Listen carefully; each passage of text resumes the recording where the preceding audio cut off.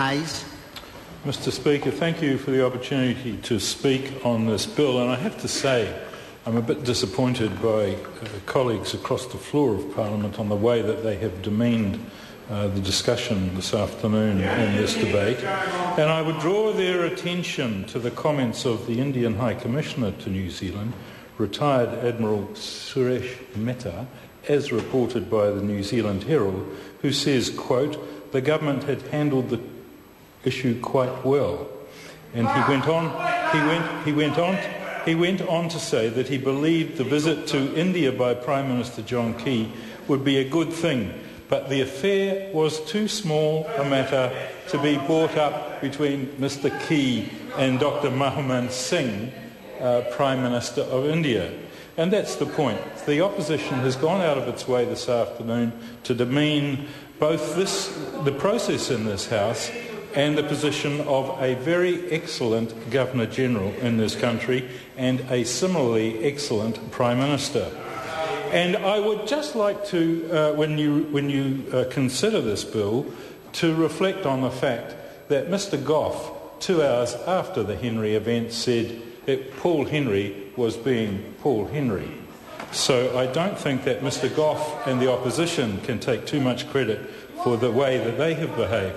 Referring now to Clause 16, which Mr Mallard seemed to provoke fear and loathing into the community by saying it's going to be possible for a Seventh-day Adventist or a Muslim to become Governor-General and bring all their wives with them. I mean, what arrant nonsense. The first thing is that polygamy in this country is banned.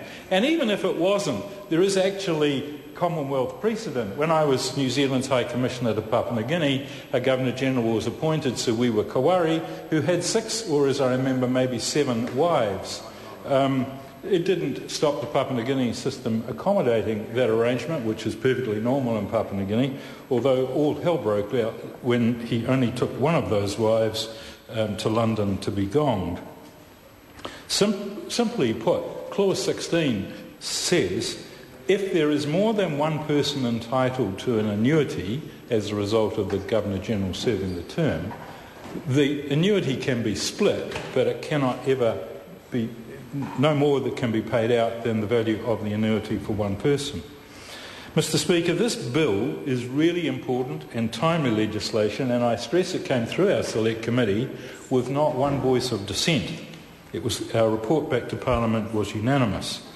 And we all accept that the Governor-General plays a really important role in our Constitution as the Sovereign's representative in New Zealand, and the Governor-General helps maintain the legitimacy and the continuity of government. And I was reflecting on that at an event earlier this week where the Governor-General, who's actually in India, was replaced by the Administrator, and I suddenly noticed that the Governor-General wasn't there, as he always begins in his inclusive way of speaking in the languages of the realm of New Zealand. Tokelauan, Nuayan, Cook Islands Maori, New Zealand Maori, English and Sign Language. And when he was speaking the other night, I really noticed that and was reflecting on the very inclusive way that our Governor-General works. The Office of Governor-General is a very symbolic link between the community and the state, and he also represents New Zealand public in a non-partisan way on important public occasions. I think that much of this bill revolves around streamlining the financial arrangements for the support of the Office of the Governor-General, promotes transparency and assures that the arrangements are rather more simple to administer than the present regime. I think that the bill also goes some way to modernise old-fashioned language found in the Governor-General parts of the Civil List Act. A key feature of the bill, Mr Speaker, is that it creates a new funding structure for the Office of Governor-General, and the Governor-General's personal allowance presently pays for a range of official functions that are much more appropriately funded by a separate program of appropriation, and that this bill provides for that separate appropriation. Similarly, funds for international travel, which the Governor-General undertakes at the government's request, are provided for in a new international travel appropriation for the Governor-General.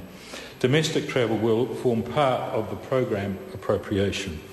The present exemption for tax, as other members have pointed out, have been removed because there's no longer any justification for this exemption, and successive Governors-General have already requested that it be discontinued.